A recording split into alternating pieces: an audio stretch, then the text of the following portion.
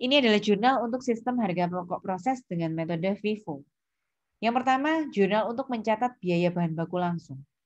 Jurnalnya work in process, diberikan nama departemennya. Di sini kita punya 2 departemen, departemen persiapan dan departemen pemasangan.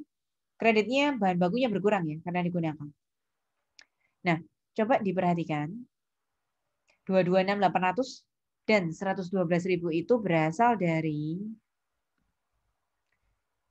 226.800. Ini bahan bakunya teman-teman. Bahan baku biaya berjalan untuk yang departemen awal persiapan 226.800 sama yang departemen lanjutan ini bahan bakunya 112. Jadi kesimpulannya yang di jurnal itu yang bukan beginning, tapi yang biaya bulan berjalan. Untuk tenaga kerja sama overhead-nya karena sudah digabung istilahnya jadi konversi, di sini kita punya permisalan. 30%-nya untuk tenaga kerja, 70%-nya untuk overhead pabrik. Siapkan kalkulator, kita coba buktikan. Jadi biaya konversinya yang bulan berjalan 289, 980 ini kalikan 30%, hasilnya 686.994. Kemudian kalau dikalikan 70%, 289.980 tadi, kalikan 70%, itu untuk biaya overhead-nya, 202.986. Lagi-lagi. 30% dari biaya bulan berjalannya, konversi 129.180 ini, ketemulah 38.754. Ini.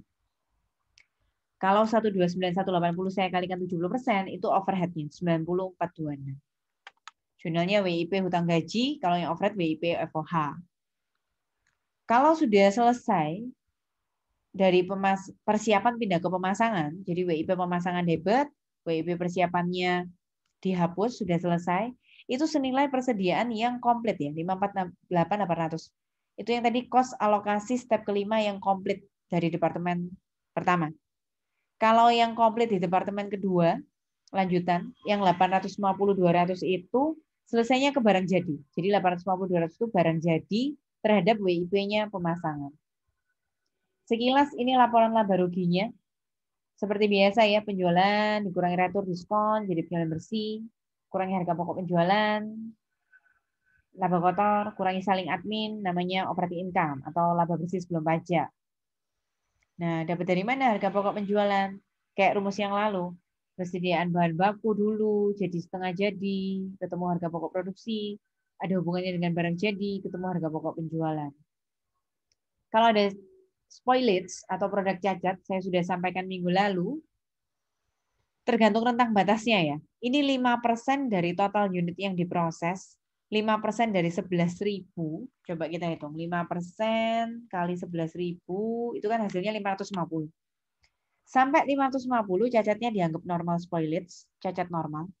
Kalau ternyata yang cacat 700, berarti 550-nya normal, 150-nya abnormal spoilage atau cacat tidak normal. Perlakukan seperti biasa ya. Perlakukan itu seperti di langkah pertama, seperti unit completed. Di langkah kedua, seperti unit completed. Dikalikan 100%. Di langkah ketiga, kayak tadi ya, biaya beginningnya nggak usah diperhatikan. Di langkah keempat, tinggal step ketiga bagi step kedua. Nah, catatan pentingnya mengenai spoilage itu di step yang kelima. Untuk yang cacat normal, 550 unit, perlakukan seperti unit komplit biasa, unit selesai. Tapi kalau yang abnormal, yang 150 unit itu, tidak boleh masuk komplit, tidak boleh masuk ending, langsung masuk di hitungan untuk teliti-teliti total biaya saja. Itu kesimpulannya.